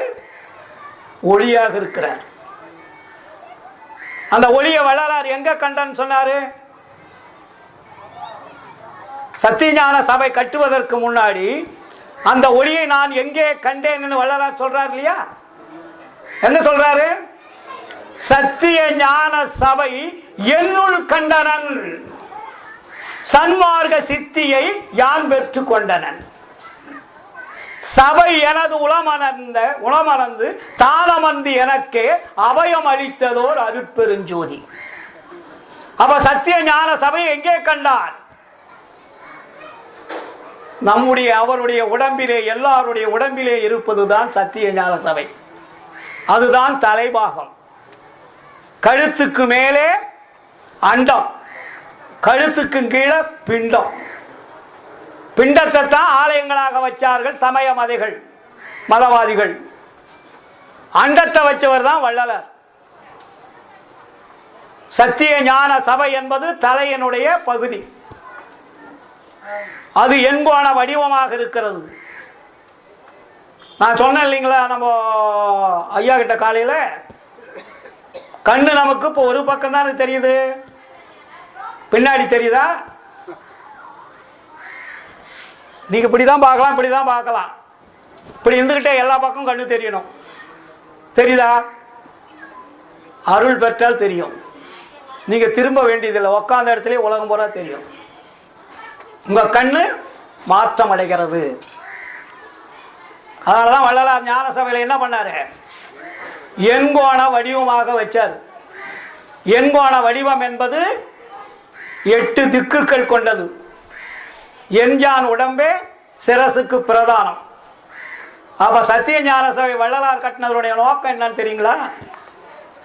இப்ப நடக்கிற மாதிரி வழிபாடு செய்வதற்காக சத்திய ஞான சபையை வள்ளலார் கட்டவில்லை. இப்போ சமய வழிபாட்டு மாதிரி தான் இப்போ நம்ம பார்த்துக்கிட்டு இருக்கிறோம். ஒரு பக்கமா வடலூரில் இப்போ எப்படி ஜோதி தரிசனம் காட்டுறாங்க, ஒரு பக்கமாக காட்டிக்கிட்டு இருக்காங்க. ஆனால் வள்ளலாருடைய சிஸ்டம் ஒரு பக்கமாக ஜோதி காட்ட சொல்லி அவர் எந்த அருட்பவலை எந்த இடத்துலையுமே எழுதலை. 8 பக்கமும் 8 கதை வச்சிருக்கிறார். 16 ஜன்னல் இருக்குது. 8 கதவும் ஓப்பன் ஆயிடணும். எங்கிருந்து பார்த்தாலும் ஜோதி தெரியணும். சமய வழிபாடு மாதிரி அங்கே காட்டக்கூடாது. இப்போ சமய வழிபாடு மாதிரி தான் அங்கே நடந்துட்டு இருக்குது. மாதத்துக்கு போஸ்துக்கு 7 தெரிய நிற்கிறது. டெய்லி 11:30 மணிக்கு 7:30 மணிக்கு ஜோதி தரிசனம் காட்டுறது. இது வள்ளலாருக்கு பின்னாடி வந்த சபாபதி குருக்கள் செய்த சூழ்ச்சியினுடைய பலன். இதில் எனக்கு அதில் தான் இப்போ நான் தீவிரமாக இருக்கேன். சத்தியஞான சபையில் இருக்கக்கூடிய பூசகரை வெளியே தள்ளியாச்சு. ஞான சபையை வள்ளலார் சொல்லிய வண்ணம் அது நடக்கணும். அப்போ வள்ளலார் என்ன சொல்றாரு? வருவார் அழைத்து வாடி வடலூர் வடதிசைக்கே என்ன பெறலாம்? வந்தால் பெறலாம் நல்ல வரமே. அதுக்கு அடுத்த வரியில் என்ன சொல்றாரு? எல்லாம் ஆதாரம் இருக்கு. ஆதாரம் இல்லாத நம்ம எதையுமே பேசக்கூடாது. அதாவது வள்ளலார் இங்க அந்த பாடலை சத்திய ஞான சபை கட்டிட்டு இருப்பாடு, ஆண்டவரை போய் கூப்பிடுன்றார். ஆண்டவரை கூப்பிடு, ஆண்டவர் இங்கு வரணும், வந்தாதானே எல்லாரும் நம்ம வரம் பெற முடியும். வருவார் அழைத்து வாடி, நம்மளை கூப்பிடுறதல்ல இது. நம்ம போனா நல்ல வரம் பெறலாம். நல்ல வரம் இருக்காங்க. யார் வேணும்? ஆண்டவர் வேணும். ஆண்டவர் இருந்தா தானே வரம் கொடுக்க முடியும். அப்ப ஆண்டவரை என்ன சொல்றாரு இங்க? ஆண்டவரை கூப்பிட்டு வர சொல்றாரு தன்னுடைய மனமான தோழிகிட்ட. வருவார் அழைத்து வாடி வடலூர் வடதிசைக்கே வந்தால் பெறலாம் நல்ல வரமே. யாரு வந்தா பெறலாம் நல்ல வரம்? ஆண்டவர் வந்தா தானே பெற முடியும் இல்லையா? அப்போ ஆண்டவரை கூப்பிடுங்கன்றாரு. எங்க இருந்து கூப்பிட சொல்றாரு பாருங்க. இங்க இதாங்க சூட்சுமம். திருவார் பொன்னம்பலத்தே செழிக்கும் குஞ்சிதபாதர் சிவ சிதம் பரம்போதர் தெய்வ சபாநாதர். சபாநாதர்னு அங்க பேரு உங்களுக்கு. எங்க? சிதம்பரத்தில். அங்க சிதம்பர ரகசியம் வச்சிருக்காங்க. உரு வழிபாட்டில் இருக்கக்கூடிய கடவுளை கூப்பிடல வள்ளலார். இந்த பக்கம் நடராஜர் ஆடிக்கிட்டு இருக்காரு, அவரையும் கூப்பிடல. இந்த பக்கம் படுத்துக்கிட்டு இருக்கிறவரையும் கூப்பிடல. சிதம்பர ரகசியம் என்பது வைத்திருக்கிறார்கள், அதை கடைபிடிக்க முடியவில்லை, அறிமுகப்படுத்தவும் இல்லை. அந்த ரகசியத்தை வச்சு ஒரு ஸ்கிரீன் இருக்கு, அதை ஓப்பன் பண்ணிட்டு உடனே மணி அடிப்பாங்க, அபிஷேகம் பண்ணுவாங்க. அது கூட அபிஷேகம் அதுக்கு பண்ண மாட்டாங்க. மணி அடித்து ஏதோ ஒன்று பேசுவாங்க, வழிபாடு முடிஞ்சிடும், மறுபடியும் ஸ்கிரீனை மூடிடுவாங்க. இதைத்தான் வள்ளலார் 5 மாத குழந்தையாக இருக்கும்போது சிதம்பரத்தை பார்க்கிறார். இந்த காட்சி ஏன் வடலூருக்கு அவர் கூப்பிடுறாரு? அப்போ அவருக்கு எப்போ கிடைச்சது அந்த காட்சி? 5 மாத குழந்தையாக இருக்கின்ற பொழுது கிடைச்சது. அப்போ தாய் தகப்பன் அண்ணன் தங்கச்சியோட சிதம்பரத்துக்கு போகிறாங்க. சிதம்பரத்துக்கு போன உடனே இந்த பக்கம் நடராஜர் சிலை அபிஷேகம் பண்ணும்போது இந்த குழந்தை கையிலே இருக்குது. இந்த பக்கம் பெருமாள் அபிஷேகம் பண்ணும்போது குழந்தை கையில் இருக்குது. சிதம்பர ரகசியத்தை ஓப்பன் பண்ணுறாங்க. பண்ண உடனே இந்த குழந்தை கலகல கலகல கலகலன்னு சிரிக்குது. சாதாரண சிரிப்பல்ல. 5 மாத குழந்தையாக இருக்கின்ற பொழுது ராமலிங்கம் என்ற அந்த குழந்தை சிரித்த சிரிப்பு தில்லை சிதம்பரத்தையே நடுங்க வைத்தது. அப்பைய தீட்சிதர் அடங்கி போய்விட்டார். குரல் ஒளியை இதுவரையில் கேட்டதில்லையே. ஆயிரக்கணக்கான குடும்பங்கள் வருகிறது, குழந்தைகள் வருகிறது. இப்படிப்பட்ட சிரிப்பொலியை இதுவரையும் நான் கண்டதில்லை. உடனே பார்க்கிறார், சின்னம்மையினுடைய கரத்திலே குழந்தை இருக்கிறது. அந்த குழந்தையை பார்த்து அவர் உடனே பக்கத்தில் வருகிறார். பழக்கப்பட்டவர். ஐயா, இந்த குழந்தையை தயவு செய்து என்னுடைய இல்லத்திற்கு அழைத்து வாருங்கள். ஆகட்டும் சாமி. அதே மாதிரி இல்லத்திற்கு அழைத்து செல்லுகிறார்கள். அப்பைய தீட்சர் அவர் பெயர். குழந்தையை தன்னுடைய வீட்டிற்கு வரவழைத்து ஒரு பாயை விரித்து குழந்தையை அதன் மேல் படுக்க வைத்து சாஷ்டாங்கமாக குழந்தை காலிலே விழுந்து வணங்கினார் அப்பைய தீட்சதர். இது ஒரு ஞான குழந்தை. இந்த குழந்தை என் வீட்டிலே காலடி வைத்தால் எனக்கு கிடைக்காத புண்ணியமெல்லாம் கிடைக்கும் என்று கருதி வர வைத்தேன் என்று சொல்லி அந்த குழந்தைக்கு அவர்களுக்கு வேண்டிய பிரசாதத்தை கொடுத்து அனுப்பிவிடுகிறார். இது எப்ப நடந்தது? 5 மாத குழந்தையாக இருக்கின்ற பொழுது. ஐயா வந்துட்டாரு, நேரம் ஆச்சு, நான் ஒழிக்கணும். ஆமா. அப்ப அந்த 5 மாத குழந்தையாக இருக்கின்ற பொழுது என்னாச்சு? சிரிச்சதா? இது எப்ப நடந்தது? 5 மாத குழந்தையாக. இதை எப்ப பதிவு பண்றார் தெரியுமா? அதுக்கப்புறம் அப்பா இல்லை, அண்ணன் இல்லை, தங்கை இல்லை, தாய் இல்லை, எல்லாம் இல்லை. தன்னுடைய 70வது வயதிலே அருள் விளக்க மாலையிலே அற்புதமாக பதிவு செய்கிறார். சொல்லிக் கொடுத்தவங்க யாராவது இருக்காங்களா? யாரும் கிடையாது. சிரிச்சதும் தெரியாது, போனதும் தெரியாது. வள்ளலார் சொல்லிதான் தெரியும் பாடல்ல. தாய் முதலோரோடு சிறிய பருவம் அதில் திருத்தில்லை தளத்திடையே திரை தூக்க தரிசித்த போது வேய்வகவேல் காட்டாமல் எல்லாம் வெட்ட வெளியாக காட்டிய மென் மெய்யுறவாம் பொருளே, காய்வகை இல்லாத உலத்தே கனிந்த நறுங்கனியே, கனவிடத்தும் நனவிடத்தும் என பிரியா கழிப்பே என்று அருள் விளக்க மாலையிலே பதிவு செய்கிறார். அப்ப என்ன கண்டாராங்க? வெட்ட வெளியாக பார்த்தார் அங்கே கடவுளை. எப்பொழுது? 5 மாத குழந்தையாக இருக்கும் போது. அந்த குழந்தை பார்த்ததான் கடைசியில ஞான சபையை கட்டி கூப்பிடுறாரு. என்ன கூப்பிடுறாருங்க? சிந்தை கழிக்க கண்டு சிவானந்த மது உண்டு தெளிந்தோர் எல்லோரும் தொண்டு செய்ய பவுரி கொண்டு இந்த வெளியில் நடமிட துணிந்தீரே. இந்த வெளியில நீ நடமிட துணிஞ்சிட்டிய. ஒரு பக்கமா 100 பேருக்கு மேல சிதம்பரத்தில் நிற்க முடியாது. போயிருக்கீங்களா? 100 பேருக்கு நல்லா வழிபாடு பண்றதுக்கு அங்க வழி கிடையாது. அப்ப அங்க என்ன சொல்றாரு? இந்த வெளியில் இட துணிந்தீரே, அங்கே இதைவிட பெருவெளி இருக்குதென்றால் என்ன? இங்கே வருவார் அழைத்து வாடி. இங்க பெருவெளி இருக்கிறது, அங்கே இடுக்கான வெளி. அதுக்கு அடுத்த வழியில சொல்றாரு, இடுக்கில்லாமல் இடம் உண்டு நடம் செய்ய. அங்க இடுக்கில இருந்து காட்சி கொடுத்துட்டு இருக்கிறப்பா, இங்க இடுக்கு தேவையில்லை.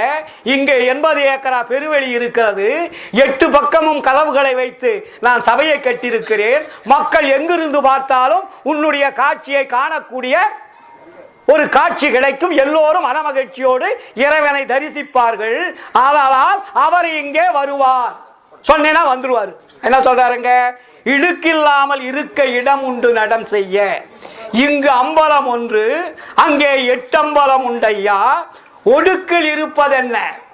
உளவு கண்டு கொள்வீர் என்னால் உண்மை இது வஞ்சமில்லை உண்மையிலான என்று சொன்னால் வருவார் அழைத்து வாடி.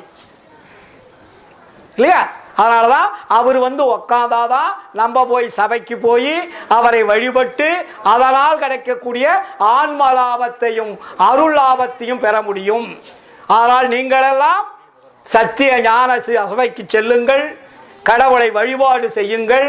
அந்த கடவுள் வேறு எங்கும் இல்லை, எங்குமாய் விளங்கும் சிற்சபை இடத்தே இது அது என உரைப்பதரிதாய் தங்குமோர் இயற்கை தனி அனுபவத்தை தந்து என்னை தன்மயமாக்கி பொங்கும் ஆனந்த போக போக்கியனாய் புத்தமது அறுத்தி அங்கையர் கனி போன்று அமர்ந்து அருள் புரிந்த அருட்பெருஞ்சோதி என் அரசே. அப்ப அந்த அருட்பெருஞ்சோதி எங்க இருக்காரு? உங்களுடைய ஆன்மாவில் இருக்கிறார். அதை தொடர்பு கொள்வதற்கு நீங்கள் உருவ வழிபாட்டை முதலிலே தடை செய்ய வேண்டும். ஒளி வழிபாட்டை கடைபிடிக்க வேண்டும். அந்த ஒளி மாடல் பிரேம். ஞான சபையில் இருக்கிறது என்ன? ஒரு மாடல். அது இறைவன் அல்ல, அதுவும் ஒரு மாடல் பிரேம். உருவத்தை வழிபாடு செய்த மனிதர்கள் உருவமற்ற ஒளியை வழிபாடு செய்வதற்கு உண்மை விளக்கமாக வைத்ததுதான் ஞான சபை. அதனாலதான் அதுக்கு என்ன பேர் தெரியுமா? இயற்கை விளக்குன்னு பேர் வச்சாரு.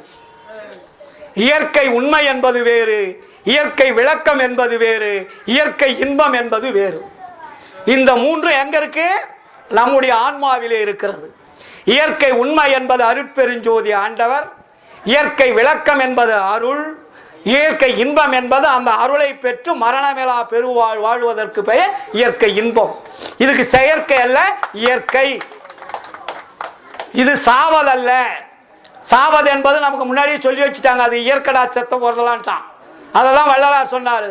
சாவதென்றும் பிறப்பதென்றும் சாற்றுகின்ற பெரும் பாவம் தன்னை நோவது என்று புதிதன்றே என்றும் உளதால் அந்த நோவை நீக்குவது மன்றுளே நின்றாடும் நீயலால் அருட்பெருஞ்சோதியலால் வேறொரு தெய்வம் இல்லை கண்டீர் என்றார். ஏன்னா அவன் இயற்கை சாவறதும் எல்லாம் சாவறது பூரா இயற்கை நீட்டானுங்க. ஆனா வள்ளலார் அது செயற்கைன்னார். தப்பாலே சகத்தவர் சாவே துணிந்தார்.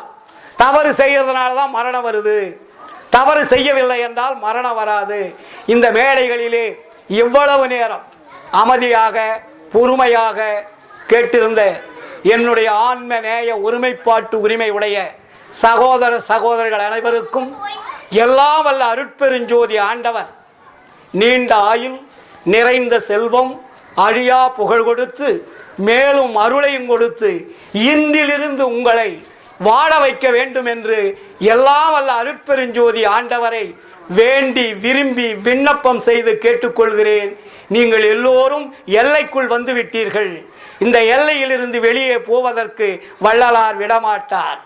ஏனென்றால் நாமை அழைத்து செல்வதற்கு தான் வந்தார், விட்டு செல்வதற்கு அல்ல என்று கூறிக்கொண்டு எல்லோரும் நலம் பெற, எல்லா உயிர்களும் இன்புற்று வாழ நீங்கள் எல்லோரும் கடவுள் ஒருவரே என்ற உண்மையை அறிந்து கொண்டு வாழ்வாங்கு வாழ வேண்டும் என்று கூறி இந்த வாய்ப்பளித்த அத்தனை அன்புள்ளங்களுக்கும் என்னுடைய உளமாற நெஞ்சார மலமாற வாழ்த்துக்களையும் வணக்கத்தையும் தெரிவித்துக் கொண்டு என்னுடைய சிறிய உரையை நிறைவு செய்கிறேன். நன்றி, வணக்கம், வாழ்த்துக்கள்.